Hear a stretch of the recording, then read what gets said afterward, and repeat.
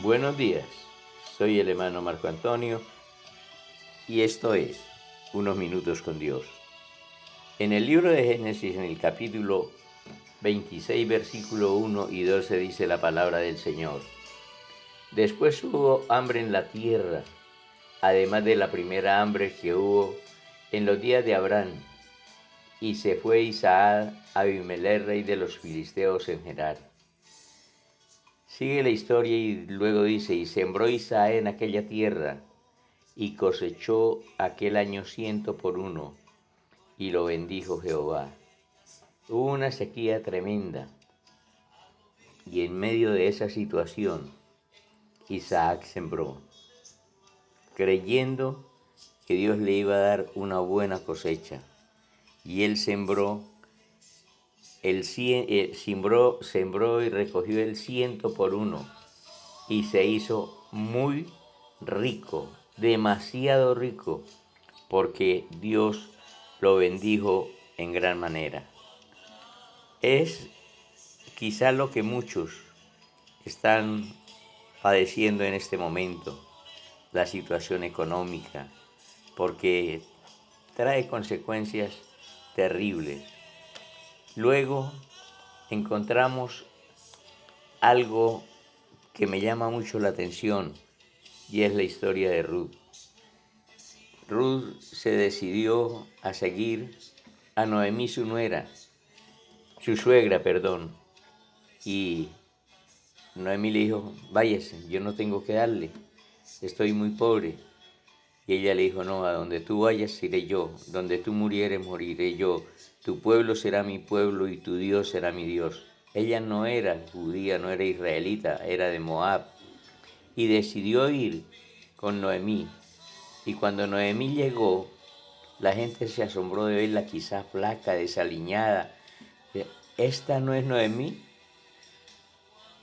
Y toda la gente estaba sorprendida.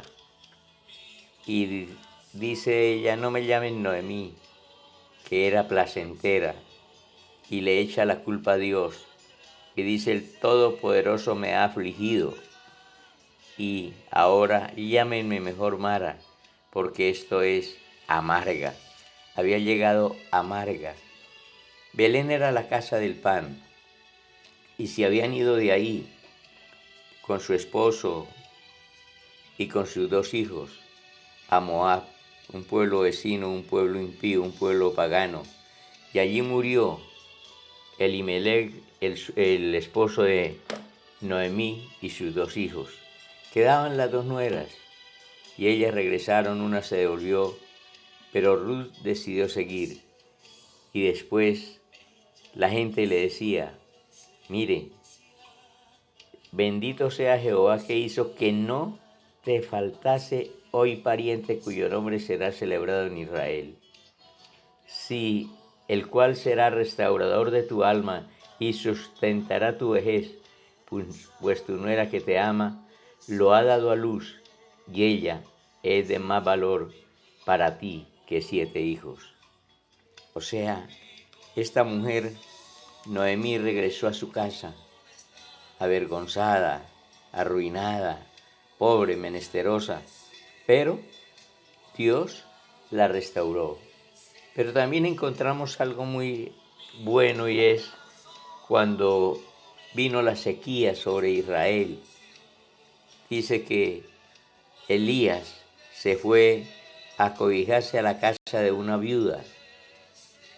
Ya había pasado como unos 6 meses de la sequía que había en ese lugar. No había agua por ningún lado. Y él llega a hablar con la viuda, la ve y le dice, tráigame agua. Era lo que no había, pero él le estaba pidiendo un poquito de agua, un vaso con agua. Y ella fue y se lo trajo. Le dijo, tráigame una torta. Dijo, no, no tengo sino para hacer una, para mí y para mi hijo, y comernos eso y morir. Entonces ellos comieron aproximadamente por 3 años, porque Dios le había dicho a Elías que le dijera a la mujer, la harina, ese poquito de harina que usted tiene, ese poquito de aceite que usted tiene, inviértalo, siémbrelo, dele a Elías, dele a mi siervo, porque a través de eso vendrá la bendición. Y dice la Biblia que comieron Elías, la viuda, el hijo y toda su familia aproximadamente por 3 años. Pero Dios no solamente se ocupaba de las necesidades físicas. En el segundo libro de Reyes, capítulo 4, dice que una de las mujeres de los hijos de los profetas clamó a Eliseo diciendo: tu siervo mi marido ha muerto, y tú sabes que tu siervo era temeroso de Jehová. Ya ha venido el acreedor para tomarse 2 hijos míos por siervos. Este hombre había dejado endeudada a su familia, y en aquel tiempo era fácil cobrarse con los hijos. Ella llega con una petición, y Eliseo le da una solución. Entra luego y enciérrate tú y tus hijos y echen todas las vasijas, y cuando una esté llena, ponla aparte. O sea, él le pregunta: ¿qué tienes en la casa? Y ella le dice: ninguna cosa tengo sino una vasija de aceite, algo muy poco. Y entonces él la mandó a trabajar, a conseguir vasijas. Y luego ella obedeció lo que el profeta le dijo. Y dice en el versículo 7, y vino luego ella y lo contó al varón de Dios, el cual dijo: ve y vende el aceite y paga a tus acreedores, y tú y tus hijos vivid con lo que quede. Pero en cualquier área de la vida, Dios es el Dios de la abundancia, el Dios de la provisión. Se encontraban el Señor Jesucristo en un lugar donde había que pagar el impuesto del templo. Y entonces el Señor le pregunta: ¿quiénes pagan los tributos o los impuestos? ¿Los hijos o los extraños? Pedro le respondió: de los extraños. Jesús le dijo: luego los hijos están exentos. Sin embargo, para no ofenderles, ve al mar y echa el anzuelo, y el primer pez que saques, tómalo, y al abrirle la boca hallarás un estatero. Tómalo y dáselo por ti.